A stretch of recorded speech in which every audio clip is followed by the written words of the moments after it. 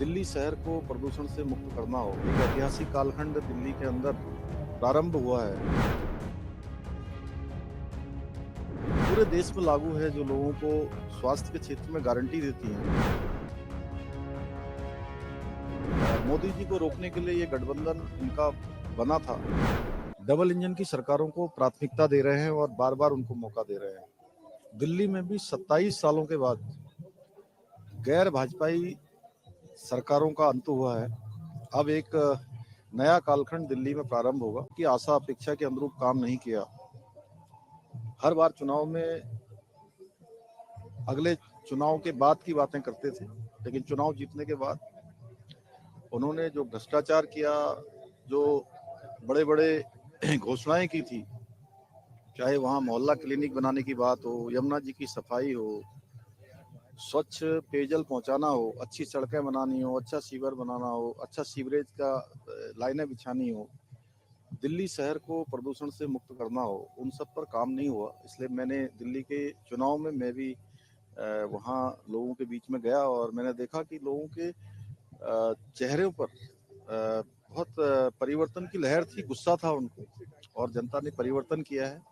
एक ऐतिहासिक कालखंड दिल्ली के अंदर प्रारंभ हुआ है।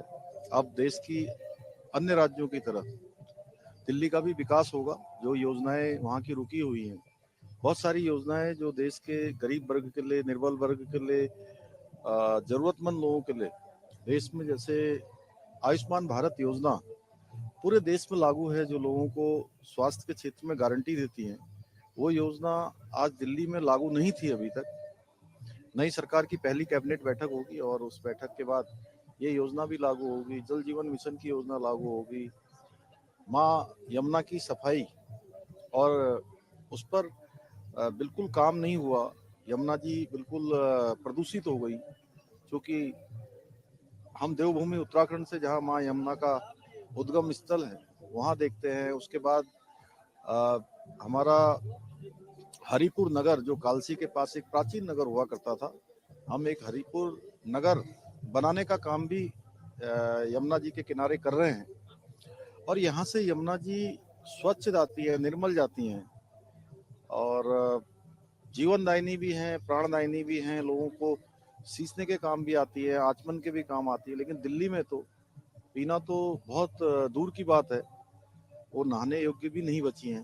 तो उन सब पर आदरणीय प्रधानमंत्री जी ने जो कहा है, उसके अनुरूप हमारी पार्टी काम करेगी। संकल्प पत्र जो है वो पूरा होगा और तेजी से दुगनी गति से दिल्ली का विकास आगे बढ़ेगा। सर, बड़ी बात यहाँ पर ये कि विपक्ष अब आपस में ही लड़ रहे हैं। उमर अब्दुल्ला ने कल एक उपहास उड़ाते हुए कहा, कांग्रेस पार्टी और साथ ही साथ आम आदमी पार्टी पर निशाना साधा कि और लड़ लो, एक दूसरे को खत्म कर दो। क्या लग रहा है, क्या भविष्य देखते हैं आप इस चुनाव के बाद इंडी गठबंधन का? नहीं, देखिए, ये वैसे भी इनका जो है, एक केवल मोदी जी को रोकने के लिए ये गठबंधन इनका बना था, और देश की जनता ने पहले ही इस गठबंधन को नकार दिया, और अब ये पूरी तरह से थक चुके हैं, हार चुके हैं, और एक एक करके बिखर रहे हैं।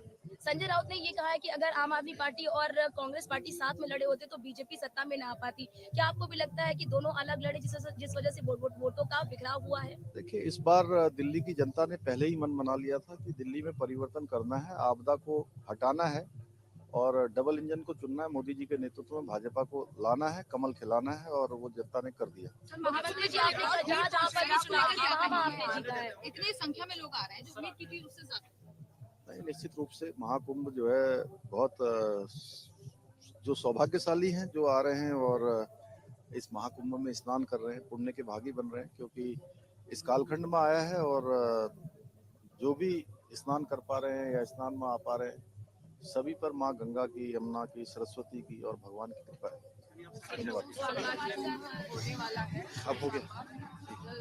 हरिद्वार में जो कुंभ होने वाला है, आप अभी कुंभ में है, कैसा रिस्पॉन्स रहेगा, क्या तैयारी? नहीं, अच्छा रहेगा। हम लोग अच्छा वहाँ पर प्रयास करेंगे कि जो हमारे यहाँ पर अर्ध कुंभ होगा, वो कुंभ अच्छा हो, और सभी लोग आए और वहाँ पर पुण्य के भागी बने। इस कुंभ के बाद जो है, महाकुंभ के बाद हमारे यहाँ अर्ध कुंभ होगा। क्या रिस्पॉन्स मिला? बहुत अच्छा रिस्पॉन्स है। ये हमारा आदरणीय प्रधानमंत्री मोदी जी के नेतृत्व में उत्तराखंड की जनता से किया हुआ हमारा संकल्प था, वो संकल्प हमारा पूरा हुआ।